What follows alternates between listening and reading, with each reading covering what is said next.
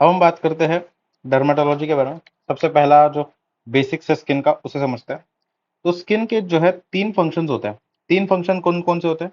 जो आपका स्किन है, ये एक बैरियर की तरह काम करता है आउटर एनवायरनमेंट से। Therefore it prevents the entry of the micro organisms in your body. ये प्रिवेंट करता है वाटर लॉस को, और ये प्रिवेंट करता है हीट लॉस को। जो भी पेशेंट होता है बर्न्स का, उनके अंदर स्किन का जो है लॉस हो जाता है। अब चूंकि स्किन नहीं रहेगी तो कोई बैरियर नहीं रहेगा। कोई बैरियर नहीं रहेगा तो माइक्रो ऑर्गेनिज्म की एंट्री होती जाएगी, वाटर लॉस होते जाएगा, हीट लॉस होते जाएगा। इसके कारण काफी सारे इन्फेक्शन होंगे। वाटर लॉस के कारण क्या होगा? डिहाइड्रेशन होगा, शॉक के अंदर चला जाएगा पेशेंट। और हीट लॉस के कारण हाइपोथर्मिया होगा, जिसके कारण पेशेंट की जो है डेथ हो जाती है, जब बर्न्स के पेशेंट में कोई स्किन नहीं होती तो। ठीक है। अब जो स्ट्रक्चर है स्किन का, उसके अंदर तीन लेयर्स है। जो सबसे बाहर की लेयर है, आउटर मोस्ट लेयर, वो है एपिडर्मिस। फिर है डर्मिस, और फिर है सबक्यूटेनियस लेयर, जिसे हम कहते हैं हाइपोडर्मिस। ये जो आपकी यहाँ पर लेयर दिख रही है, ये एपिडर्मिस है। फिर ये डर्मिस है पूरा इतना वाला पोर्शन। और जो ये नीचे वाला लेयर है, इसे हम सबक्यूटेनियस लेयर या फिर हाइपोडर्मिस भी कहते हैं। ठीक है। जो एपिडर्मिस है, ये आउटर मोस्ट सेलुलर लेयर है, जो कि कंपोज होती है किस सेल से? केराटिनोसाइट्स नामक सेल से, जो कि 90% कंपोज करते हैं आपके एपिडर्मिस को। बाकी 10% में आपके कुछ और सेल्स भी आते हैं, जिनके बारे में हम बात करेंगे।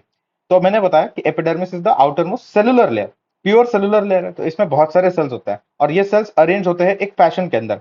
सबसे नीचे जो होता है वो होता है आपका स्ट्रैटम जर्मिनेटिवम, और इसे हम कहते हैं स्ट्रैटम बेसेल। ये स्ट्रैटम जर्मिनेटिवम जो होता है, टॉल कॉलमनार सेल्स होता है। और जब इनका डिवीजन जो है अपने सबसे नीचे की लेयर में सबसे ज्यादा, बहुत ज्यादा हो जाएगा ना, तो सेल्स अकोमोडेट नहीं कर पाएंगे उस स्पेस के अंदर। तो बाकी के सेल जो है वो ऊपर चले जाते हैं और फॉर्म करते हैं प्रिकल सेल लेयर, जिसे हम स्ट्रैटम स्पाइनोसम भी कहते हैं।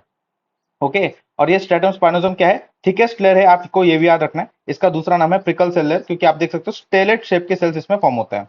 जब स्टेलेट शेप के सेल्स ये प्रिकल सेल लेयर के अंदर बहुत सारे डिवाइड करेंगे, तो ऊपर जाके एक लेयर और बन जाएगी, जिसे हम कहते हैं ग्रैनुलर सेल लेयर। इसे ग्रैनुलर इसलिए कहते हैं क्योंकि इनके अंदर क्या है, बहुत सारे ग्रैन्यूल्स आपको देखने को मिलेंगे।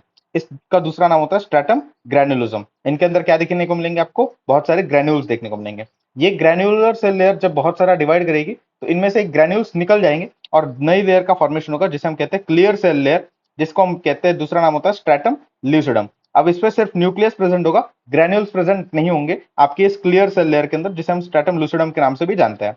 फिर सबसे ऊपर आपके फ्लैट ए न्यूक्लिएटेड सेल्स का फॉर्मेशन होगा, जिन्हें हम हॉर्नी सेल लेयर कहते हैं, और स्ट्रैटम कॉर्नियम इनका दूसरा नाम होता है। ये ए न्यूक्लिएटेड सेल्स होते हैं और फ्लैट सेल्स होते हैं। और इनके बाद हॉर्नी सेल लेयर के फॉर्मेशन के बाद, स्ट्रैटम कॉर्नियम के फॉर्मेशन के बाद, इनका क्या हो जाएगा? शेडिंग हो जाएगा। क्या हो जाएगा? इनका शेडिंग हो जाएगा। पूरा जो ये डिवीजन था ना, मतलब स्ट्रैटम जर्मिनेटिवम से आपके पूरे स्ट्रैटम कॉर्नियम के फॉर्मेशन तक, इसे जितना टाइम लगता है उसे हम कहते हैं एपिडर्मल टर्नओवर टाइम। और ये एपिडर्मल टर्नओवर टाइम होता है 8 वीक्स, जिसे हम कहते हैं 56 to 72 डेज।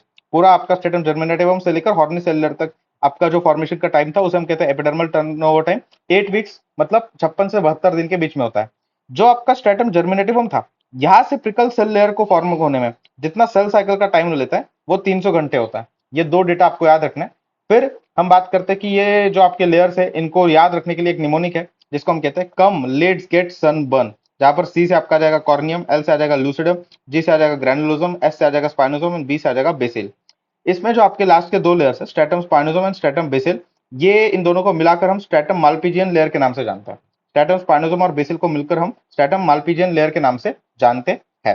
फिर स्ट्रैटम स्पाइनोसोम थिकेस्ट लेयर है। स्ट्रैटम लूसिडम जो है, ये पाम और सोल्स के अंदर ही मिलती है। Stratum lucidum is only found in palm and soles. Stratum spinosum जो है, ये आपकी थिकेस्ट सेल लेयर है। दूसरे नाम भी आपको पता होने चाहिए। फिर हम बात करते हैं कि जो आपकी ग्रैनुलर सेल लेयर है, ये ग्रैनुलर सेल लेयर के अंदर ग्रैनुल्स मिलते हैं। अब ग्रैनुल्स दो टाइप के होते हैं। एक होते हैं keratohyalin granules, which are composed of filaggrin. और दूसरे होते हैं Odland bodies, also called as lamellar bodies, which are composed of lipids. देखो क्या होता है ना, केराटोहाइलिन ग्रैन्यूल जिसके अंदर फिलाग्रिन है, ये फिलाग्रिन को अगर आप तोड़ो, तो ये कैसे, इसका नाम क्या बनेगा? इसका नाम क्या बनेगा? Filament aggregating protein. Filament aggregating protein. तो कौन से फिलामेंट को एग्रीगेट करता है ये फिलाग्रिन ग्रैन्यूल? ये बेसिकली आपके केराटिन के फिलामेंट्स को एग्रीगेट करता है। कैसे, समझाते हैं। जो आपकी नीचे की लेयर्स होती है, स्ट्रैटम बेसेल और स्ट्रैटम स्पाइनोसम, इनके अंदर जो केराटिन लाई करता है, केराटिन की फिलामेंट्स लाई करती है, वो एग्जिस्ट करते हैं in this form, keratin 5 and 14। और वही जो आपकी ऊपर की लेयर्स होती है, उनके अंदर जो केराटिन एग्जिस्ट करता है, वो एग्जिस्ट करता है in the form of keratin 110। तो ये बेसिकली जो है, इतना अरेंज फॉर्म नहीं होता केराटिन 5 और 14। केराटिन 1 and 2 जो होता है, वो अरेंज रेगुलर फॉर्म होता है केराटिन का। और ये जो अरेंजमेंट है, वो आपका फाइलेग्रिन प्रोटीन करता है, जो कि बेसिकली प्रेजेंट था in the keratohyalin granules of the granular cell layer. ठीक है। ये जो अरेंजमेंट है आपके K5 and 14 केराटिन फिलामेंट्स की इनटू K110 फिलामेंट्स, ये कौन करता है? आपका फाइलेग्रिन प्रोटीन करता है, which present in the keratohyalin granules, ठीक है, of the granular cell layer. जो दूसरे आपके है वो है ऑर्डलाइन बॉडीज और lamellar bodies which are composed of lipids.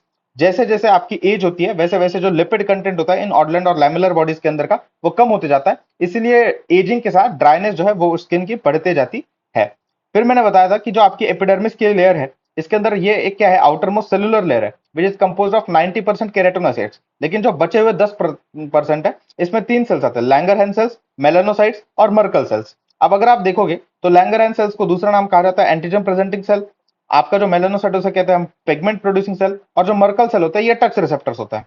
तीनों को आप देखोगे तो ये आपका मेलानोसाइट हो गया और ये आपका मर्कल सेल हो गया। मेलानोसाइट और मर्कल सेल दोनों के बारे में आप बोल सकते हो कि दोनों स्ट्रेटम बेसल के अंदर मिल जाएंगे। तो वही लैंगरहैंस सेल जो है ये ऊपर देखने को मिल रहा है इन द स्ट्रेटम स्पाइनोसोम लेयर, ठीक है जी, कोई दिक्कत नहीं। इसमें आप देखो मेलानोसाइट, मर्कल सेल और ये आपका लैंगरहैंस सेल हो गया, तीनों में डेंड्राइटिक सेल कौन सा है? तो लैंगरहैंस सेल और मेलानोसाइट आपके डेंड्राइटिक है, मतलब दे आर गिविंग डेंड्राइट्स, ऐसे बाहर डेंड्राइट्स दे रहे। तो वही मर्कल सेल तो एक छोटा सा सेल है, रिसेप्टर की तरह काम करता है, वो डेंड्राइटिक नहीं होता। सबसे पहले बात करते हैं मेलानोसाइट्स के बारे में। देखो मेलानोसाइट्स जो होते हैं ये पिगमेंट प्रोड्यूसिंग सेल्स होते हैं which are derived from the neural crest cells, जो कि लोकेटेड होते हैं स्ट्रेटम बेसल लेयर के अंदर। एक मेलानोसाइट जो है 36 केराटिनोसाइट्स को कलर देता है। इस फिनोमेना को कि one melanocyte gives colour to 36 keratinocytes हम कहते हैं epidermal melanin unit. Indian skin type जो है वो टाइप 4 है। देखो आपके पास टाइप 1 टू टाइप 6, ये टाइप 1 टू टाइप 6 ऐसे चार छह टाइप के स्किन होता है बेसिकली। जो सबसे फेयर होता है वो होता है स्किन टाइप 1, जो कभी टैन नहीं होगा, कभी टाइम टैन नहीं होगा, हमेशा वो सनबर्न्ट होता है। और सबसे डार्केस्ट जो होता है वो होता है आपका skin type 6 which always get tan but never get sunburnt, ठीक है। सनबर्न कभी नहीं होगा, हमेशा टैन होगा आपका स्किन टाइप 6। और स्किन टाइप 1 जो होगा कभी टैन नहीं होगा, हमेशा सनबर्न होगा, ठीक है।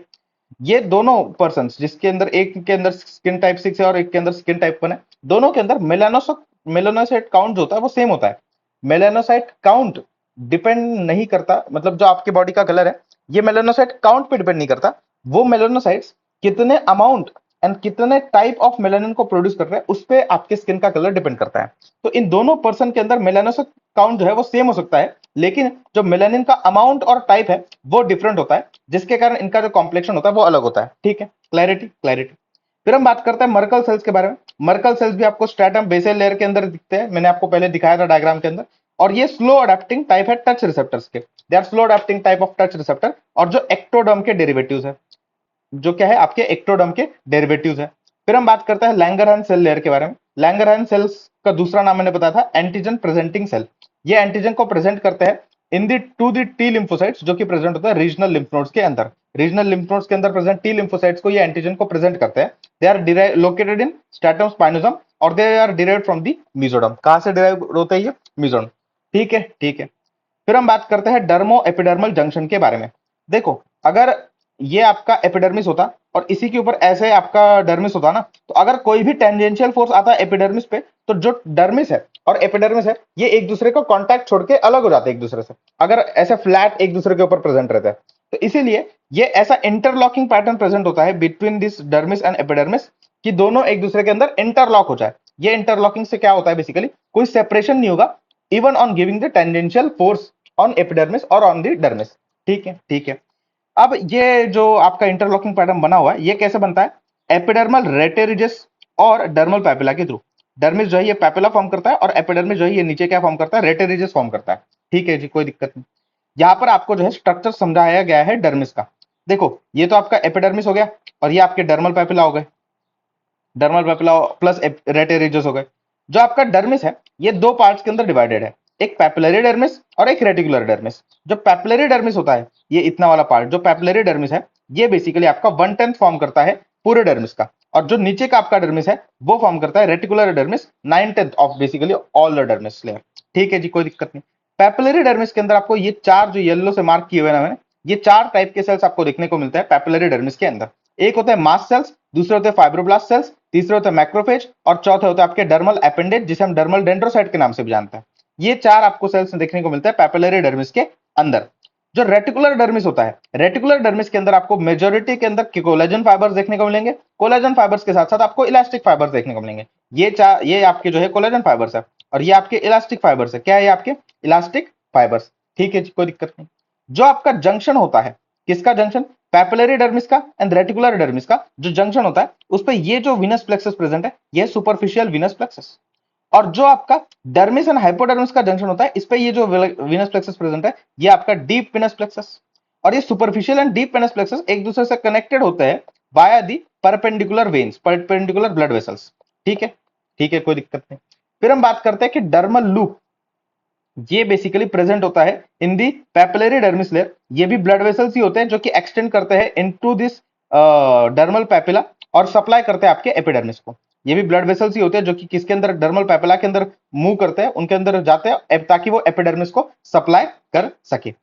Extra cellular connective tissue matrix के बारे में यहाँ पे क्या बोला गया कि यहाँ पर आपके रेटिकुलर डर्मिस लेयर के अंदर जो कोलेजन फाइबर और इलास्टिक फाइबर है ना, उनके साथ जो बची हुई स्पेस है वो it is compose of inter extra cellular connective tissue matrix. और इस extra cellular connective tissue matrix के अंदर दो चीज होती है, एक होती है ग्लाइकोसामिनोग्लाइकन्स और प्रोटियोग्लाइकन्स, जो कि वाटर को पकड़ के रखने का काम करते हैं। क्या काम करते हैं, वाटर को पकड़ के रखने का काम करते हैं। तो ये तो मैंने बता दिया आपको सारा। अगले लेक्चर के अंदर आप अपेंडेजेस के बारे में